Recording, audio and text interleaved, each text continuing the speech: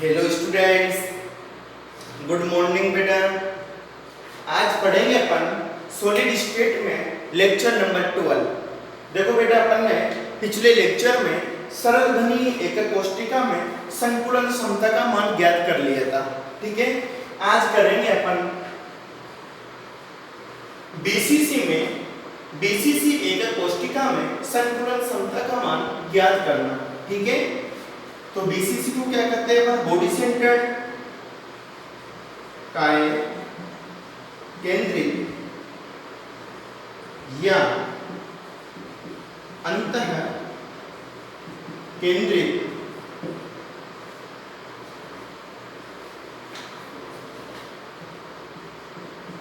एकक कोष्ठिका बीसीसी काय केंद्रित या अंतर केंद्रित एकक कोष्ठिका में संकुलन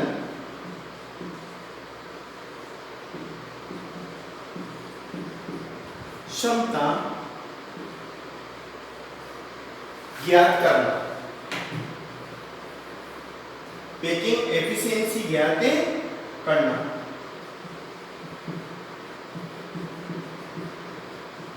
calculation of packing efficiency in body centred unit cell. Okay, तो देखो बेटा, अपन जो एकक कोष्ठिका की किनारे की लंबाई सभी में बार बार नहीं निकालेंगे, मैं इसकी वैल्यू लिख दूंगा जो तुम्हें याद करना है। एकक कोष्ठिका की लंबाई ए की वैल्यू तुम्हें याद रखनी है। देखो, तुम्हें पता है 99% जो केसेज है उसमें यह पूछा जाता है बेटा कि सरल घनी एकक कोष्ठिका या काय केंद्रित एकक कोष्ठिका या फलक केंद्रित एकक कोष्ठिका में संकुलन क्षमता का मान लिखी, केवल वैल्यू दिखाई जाती है। और 1% में कभी कभी 2 नंबर में ये संकुलन क्षमता को ज्ञात करना पूछ लेता है। ठीक है, पेपर में। तो बेटा 2 नंबर में तुम्हें इतना सा ही लिखना है। एक ही वैल्यू में लिख देता हूं जो तुम्हें याद रखनी है। तो वैसे के वैसे चलना है। माना एकक कोष्ठिका, कौन सी एकक कोष्ठिका बेटा? बीसीसी। माना एकक कोष्ठिका के किनारे की लंबाई बराबर ए। ठीक है, अब परमाणु या गोले की त्रिज्या क्या हो जाएगी? परमाणु या गोले की त्रिज्या बराबर स्मॉल आर। ठीक है, स्मॉल आर। अब बेटा जो बीसीसी होता है इसके लिए जो ए की वैल्यू होती है, ए बराबर होता है 4/√3 × r। ये किसके लिए होता है? बीसीसी के लिए। बीसीसी के लिए ए बराबर 4/√3 × r होता है। तो अपन क्या लिख देंगे? ये वैल्यू तुम्हें याद रखना है बेटा।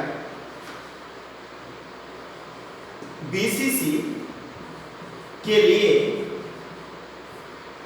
ए इजिकल टू कितना होता है? 4/√3 × r। ओके, अब एकक कोष्ठिका का आयतन कितना होता है बेटा?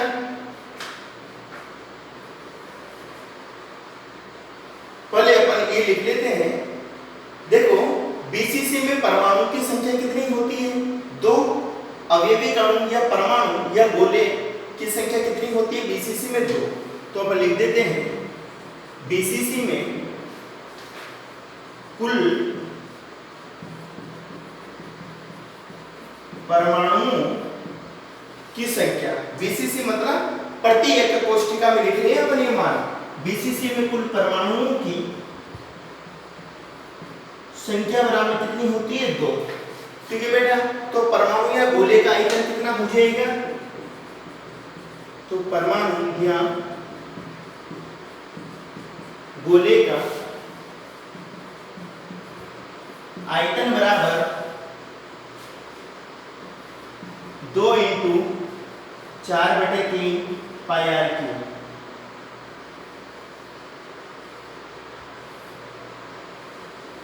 ठीक है, 2 इंटू 4/3 पाई आर क्यूब।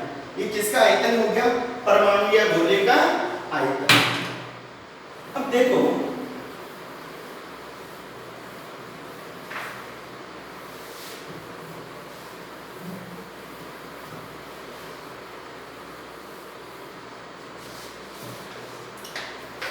एक कोशिका का आयतन कितना हो जाएगा?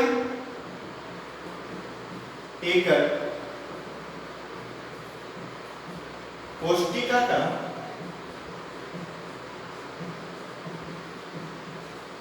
कुल आयतन बराबर AQ। तो AQ का मतलब कितना है? 4/√3 का होल क्यूब इंटू आर। यही है बेटा। तो ये वैल्यू कितनी हो जाएगी? देखो बराबर 64/√3 इंटू आर क्यूब। अब देखो √3 का होल क्यूब है, तो इसको क्या लिख देंगे अपन? 64/3 और √3 इस प्रकार लिख सकते हैं बेटा अपन इसको। ठीक है, अब क्या निकाल लेते हैं अपन? संतुलन क्षमता का मान ज्ञात कर लेते हैं। तो संतुलन क्षमता क्या होती है अपने? एक कोशिका में उपस्थित गोले अथवा परमाणु का आयतन अपॉन एक कोशिका का कुल आयतन।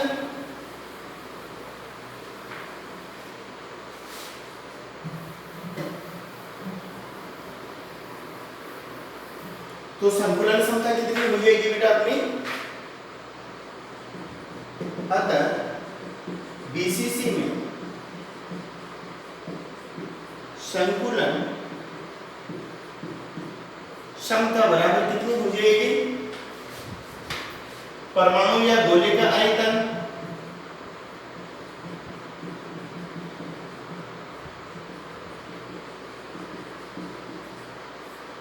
अपॉन एक कोशिका का कुल आयतन।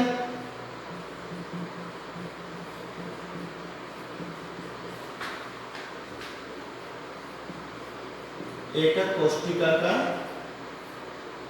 कुल आयतन। ठीक है, तो क्या लिख सकते हैं अपन? परमाणु या गोले का आयतन कितना आया था बेटा अपना? 2 into 4/3 pi R. Okay, upon एक कोशिका आयतन कितना अपना? 64/3 इंटू आर क्यूब। ये था बेटा अपना एक कोशिका का कुल आयतन। ओके, तो अपन क्या लिख सकते हैं? देखो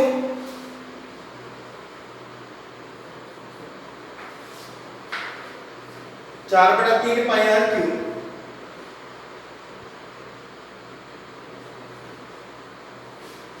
यही होता था इसका।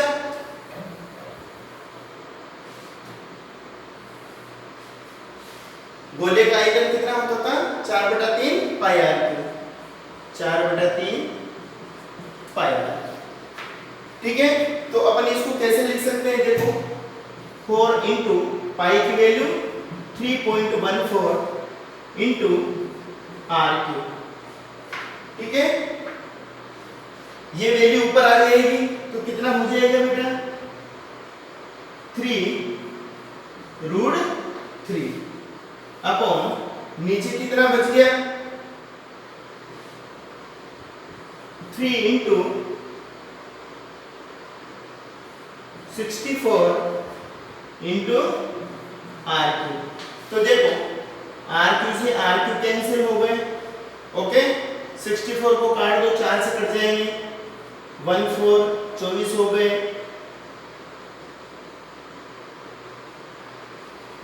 4 से कटाना पड़ेगा तो वन वन बार 2 बच गए, 24 हो गए, 4 तो कितने हो गए 14 बार, और ये एक बार हो जाएगा। तो जो 64 है तो 4 से कितनी बार कट गए,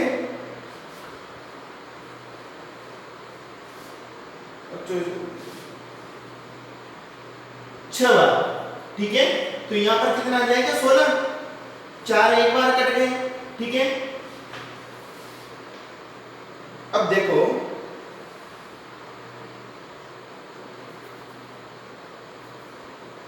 अब नहीं कटेगी बेटा वैल्यू। ठीक है ना, तो अपन ए से किसी वैल्यू रख देते हैं।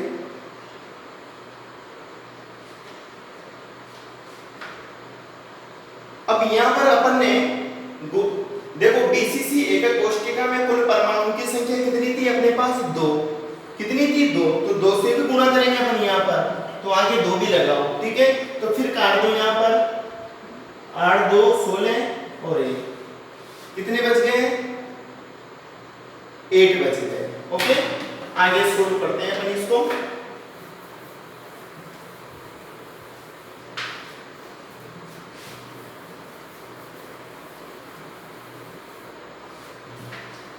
तो बेटा कितना आ जाएगा ये, देखो नीचे कितने बच गए, इस 3 से ये 3 भी कैंसिल हो जाएगा यहाँ। ठीक है, नीचे केवल 8 बच जाएंगे, तो बराबर 3.14 इंटू √3 अपॉन 8। ओके, अब √3 की वैल्यू क्या होती है 1.732, तो 3.14 इंटू 1.7320 अपॉन 8। ठीक है बेटा, यहाँ लिख देता हूं मैं √3 इजिकल टू 1.7320। ठीक है, इन दोनों को मल्टीप्लाई कर लीजिए, 3.14 इंटू 1.7320 ये कितना हो जाता है 0.679, 0.679 ये इसका मान आ जाता है बेटा। ठीक है,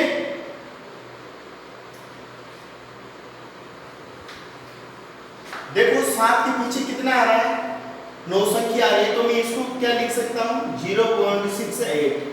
ठीक है, अब बेटा अपन प्रतिशत में संकुलन क्षमता का मान ज्ञात करते हैं, तो प्रतिशत में निकालने के लिए क्या करते हैं अपन 100 से गुणा कर देते हैं। ठीक है ना, तो संकुलन क्षमता का प्रतिशत बराबर संकुलन क्षमता का प्रतिशत बराबर कितना हो जाएगा 0.68 इंटू 100 इजिकल टू 68%।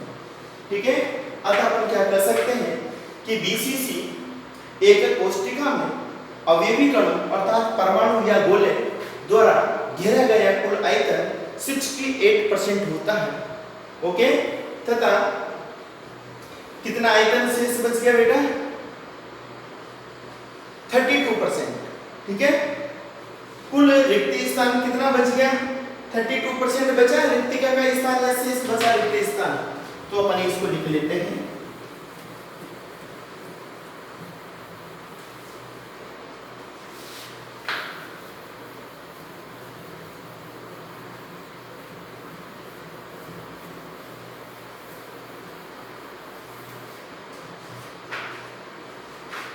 इस प्रकार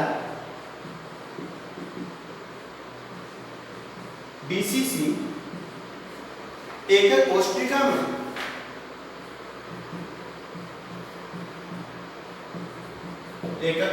में परमाणु या गोले द्वारा घेरा गया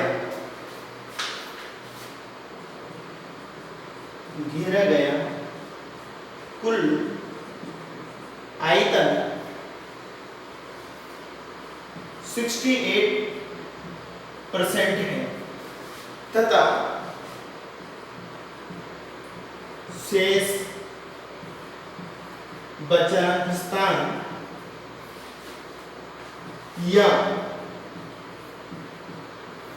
रिक्ति का आयतन मतलब वॉल्यूम ऑफ ओइड्स कितना बचा बेटा 32% या रिक्ति का आयतन 32% है। ओके, तो इस प्रकार अपन बेटा बीसीसी में संकुलन क्षमता का मान ज्ञात कर सकते हैं। ठीक है, ए की वैल्यू तुम्हें याद रखनी है किनारे की लंबाई बीसीसी के अंदर। इसी प्रकार एफसीसी में भी किनारे की लंबाई ए का मान तुम्हें याद रखना है। ओके, तो इस प्रकार बीसीसी एक कोष्ठिका में परमाणु या गोले द्वारा घेरा गया कुल आयतन 68% है तथा शेष बचा स्थानीय रिक्ति का आयतन कितना है 32%। ओके, इसके पश्चात चलते हैं बेटा अपन एफसीसी एक कोष्ठिका में अवयवी कणों अर्थात परमाणु या गोले द्वारा घेरा गया आयतन या एफसीसी एक कोष्ठिका में संकुलन क्षमता का मान ज्ञात करना।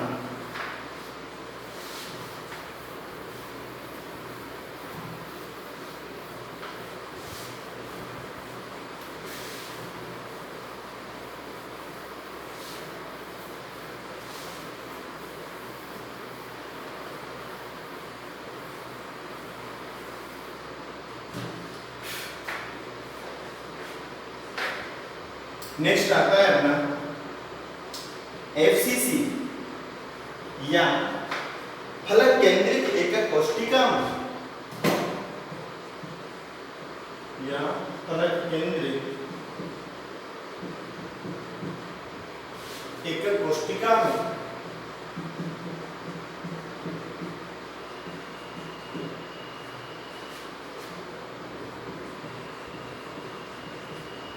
संकुलन क्षमता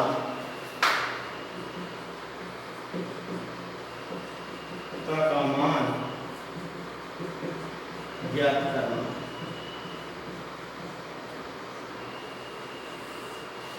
ओके, एफसीसी या फलक केंद्रित एकक कोष्ठिका में संकुलन क्षमता का मान ज्ञात करना। ठीक है, तो देखो बेटा जो एफसीसी स्ट्रक्चर होती है इसमें जो ए की वैल्यू होती है ये होती है 2 into √2r। ओके, तो वैसे ही चलते अपन माना एकक कोष्ठिका के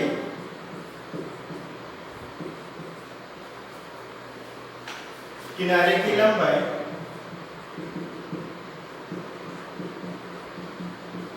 बराबर कितनी है ये है। ओके, परमाणु या गोले की त्रिज्या इसी प्रकार परमाणु या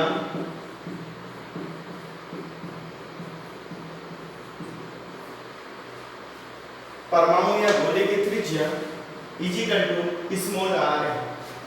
ओके, देखो बेटा जो एफसीसी होती है एफसीसी एकक कोष्ठिका में प्रति एकक कोष्ठिका प्रति एकक या डायरेक्ट लिख देते हैं अपन एफसीसी एकक कोष्ठिका में कुल परमाणु या गोले कितने होते हैं बेटा 4। एफसीसी में कुल अवयवी कणों की संख्या कितनी होती है प्रति एकक कोष्ठिका 4 होती है। ठीक है, अब देखो एफसीसी में ये बराबर कितना होता है बेटा 2 √2 into r। ये ए होता है किनारे की लंबाई होती है। ठीक है, ये वैल्यू तुम्हें याद रखनी। अब बेटा एकक कोष्ठिका का कुल आयतन कितना हो जाएगा अतः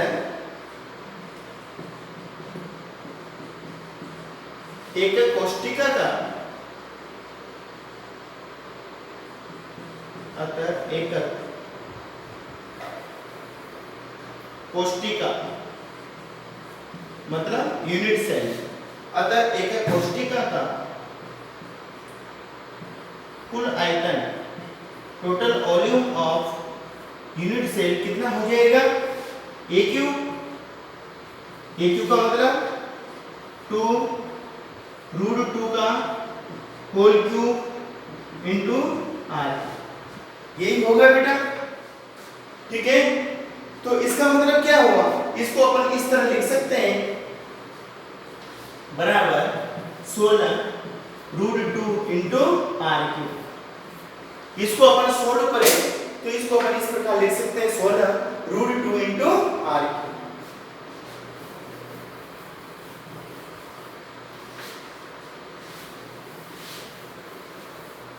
या देखो इसको मैं और सोल्व कर देता हूं, इसको कैसे लिख सकते हैं अपन 2 इंटू 2 की power 10 root 2 into are cube. Okay, तो 2 इंटू 2 की पावर 3 का मतलब 2 इंटू 2 इंटू 2, तो कितना हो गया 8 रूट 2 इंटू आर क्यूब। तो कितना हो गया बेटा 16 रूट 2 इंटू आर क्यूब, ये वैल्यू अपनी आ जाती है। ठीक है, अतः ए का मान कितना हो गया एफसीसी स्ट्रक्चर के लिए 16 रूट 2 इंटू आर क्यूब।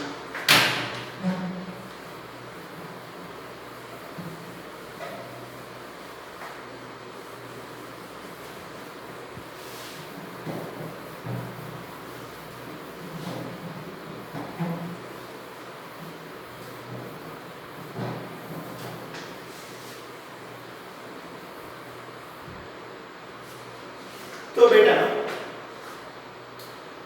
संतुलन क्षमता निकाल लेते हैं अपन। बीसीसी एकक कोष्ठिका में परमाणु या गोले का आयतन निकालते हैं पहले। तो बीसीसी में परमाणु या गोले का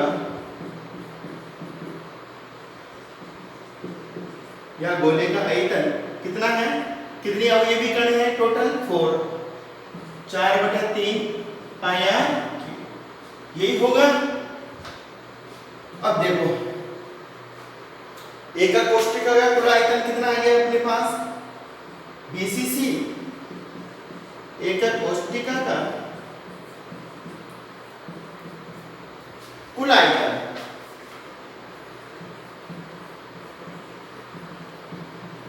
आयतन is equal to 16 root 2 into are cube. तो बेटा संतुलन क्षमता का मान कितना हो जाएगा, संतुलन क्षमता बराबर गोले या परमाणु का आयतन, गोले या परमाणु का आयतन अपॉन एकक कोष्ठिका का आयतन, total volume of unit cell, एकक कोष्ठिका का कुल आयतन।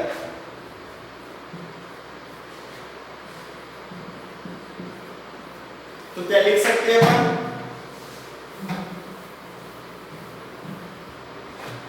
गोले का आयतन 4 into 4/3 pi R cube upon एकक कोष्ठिका का कुल आयतन कितना हो गया बेटा 16 रूट 2 इंटू आर क्यूब।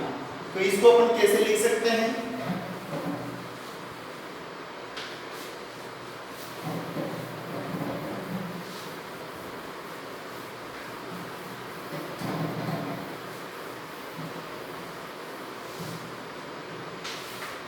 देखो 4 इंटू 3.14 इंटू आर क्यूब, ठीक है, अपॉन कितना हो जाएगा 3 into 16 into root 2 into are cube, r cube से आर क्यूब कैंसिल, ओके, 4 चौक 16, 1 4 से 4 कैंसिल है ना। अब कितना बच गया बेटा, is equal to 3.14 upon 3 into root 2, ये बचेगा, आर क्यू से आर क्यू कटी गया। अब देखो बेटा जो रूट 2 है, रूट 2 का मान होता है 1.414, 1.414, ये किसकी वैल्यू है, रूट 2 की वैल्यू। तो ये रूट 2 की वैल्यू अप्लाई कर दीजिए यहाँ पर, तो 3.14 अपॉन 3 इंटू 1.414। ठीक है, अब इसको आगे सोल्व कर लीजिए, दोनों को मल्टीप्लाई किया तो कितना आ जाएगा, ये वैल्यू आ जाएगी बेटा 4.24 के लगभग, तो बराबर 3.14 अपॉन 4.24, तो बराबर कितना आ जाएगा ये मान 0.74। और प्रतिशत में संकुलन क्षमता का मान ज्ञात करेंगे तो अपन, तो बराबर 0.74 इंटू 100 से मल्टीप्लाई कर दे अपन इसको, तो कितना हो जाएगा 74%। अतः अब हम कह सकते हैं कि एफसीसी एक कोष्ठिका में या सीसीपी या एचसीपी एक कोष्ठिका में अवयवी कण अर्थात गोलों या परमाणु द्वारा घेरा गया कुल आयतन 74% प्राप्त होता है। ठीक है, तथा शेष बचा स्थान अर्थात रिक्ति का आयतन 26% प्राप्त होता है। ओके, तो ये हो गया बेटा अपना एफसीसी एक कोष्ठिका में क्षमता का मान ज्ञात करना। तो अपन लिख सकते इस प्रकार, एफसीसी में गोले या परमाणु द्वारा घेरा गया कुल आयतन, घेरा गया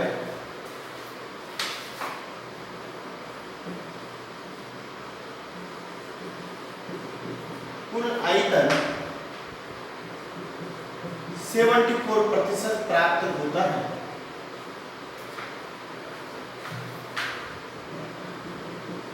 प्राप्त होता है तथा शेष बचा स्थान या रिक्ति का आयतन या रिक्ति का आयतन 26% प्राप्त होता है, प्राप्त होता है। तो बेटा इस प्रकार अपन बीसीसी एक कोष्ठिका में व एफसीसी एक कोष्ठिका में अवयवी कणों अर्थात गोले या परमाणु द्वारा घेरा गया आयतन या संकुलन क्षमता का मान ज्ञात कर सकते हैं। ओके, अब चलते हैं अपन नेक्स्ट टॉपिक की तरफ। अब आता है बेटा एक कोष्ठिका का घनत्व ज्ञात करना। डिटरमाइन या determination of density of unit cell. एक कोष्ठिका का घनत्व ज्ञात करना।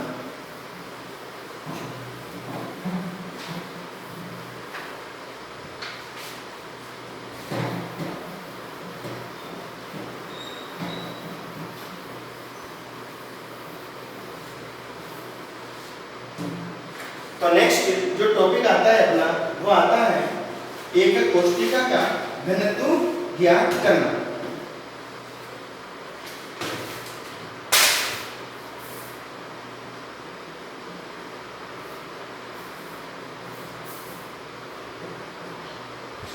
एक कोष्ठिका का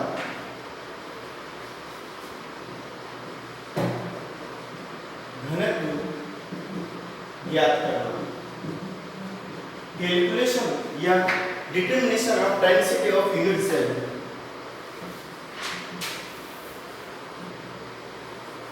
determination of density of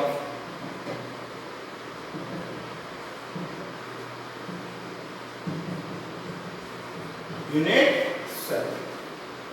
okay,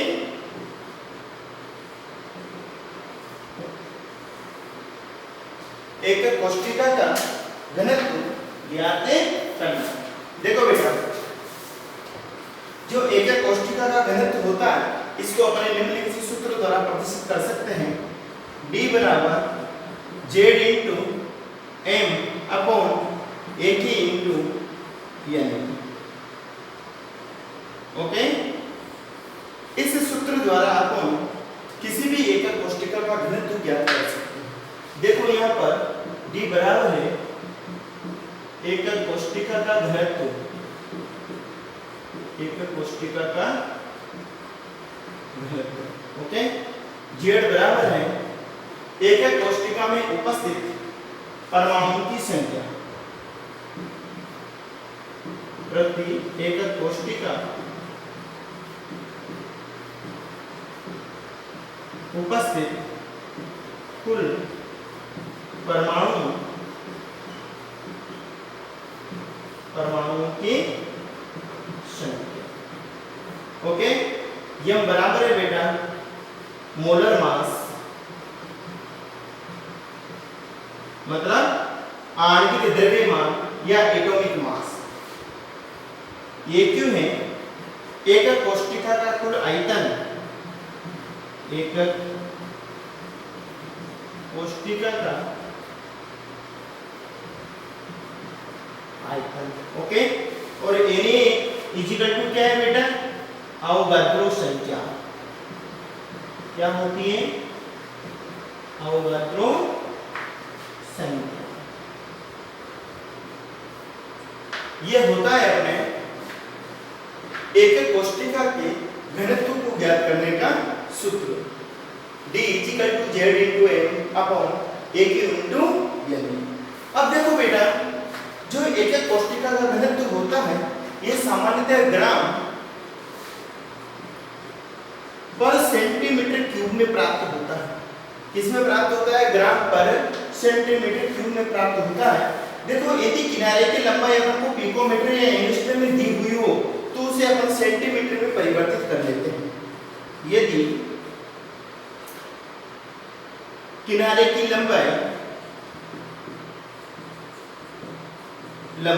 length of as, यदि किनारे की लंबाई एंगस्ट्रम और पिकोमीटर में दी गई हो तो उसे हम सेंटीमीटर में परिवर्तित कर लेते हैं,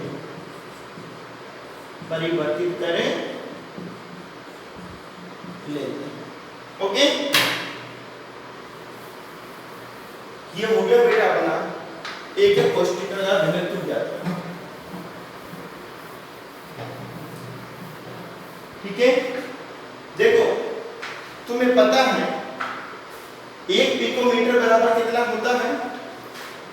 एक पिकोमीटर बराबर 10 की पावर माइनस 10 सेंटीमीटर होता है। होता नहीं होता? ये अपन पिछली कक्षाओं में पढ़ चुके हैं बेटा। और एक एंगस्ट्रम बराबर कितना होता है? एक एंगस्ट्रम इक्वल टू 10 की पावर माइनस 8 सेंटीमीटर। तो जो वैल्यू पिकोमीटर में दी गई है उसको अपन सेंटीमीटर में परिवर्तित करने के लिए क्या कर देंगे? 10 की पावर माइनस 10 सेंटीमीटर से गुणा कर देंगे। ओके, यदि वैल्यू का मान बेटा एंगस्ट्रम में दिया हुआ है तो 10 की पावर माइनस 8 से गुणा करके अपन उसे सेंटीमीटर में परिवर्तित कर सकते हैं। ओके, तो अब आज का होमवर्क देख लेते हैं बेटा अपन।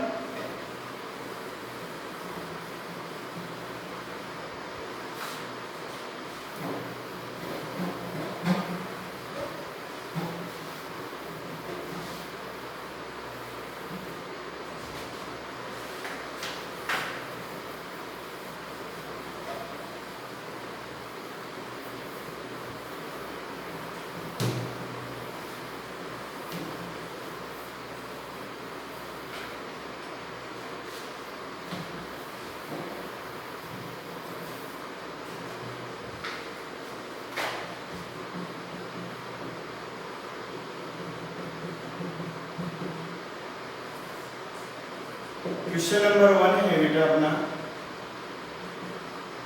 बीसीसी तथा एफसीसी में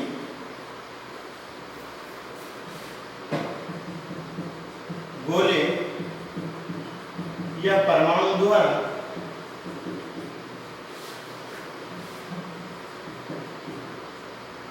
घेरे गए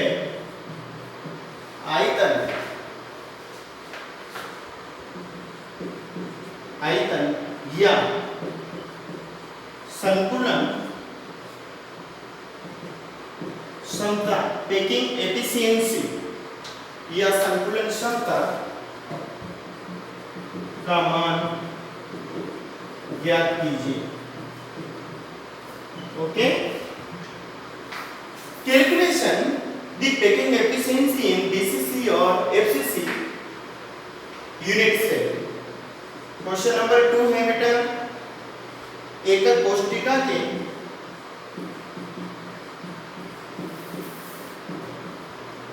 घनत्व को ज्ञात करने हेतु सूत्र स्थापित कीजिए। एकक कोष्ठिका के घनत्व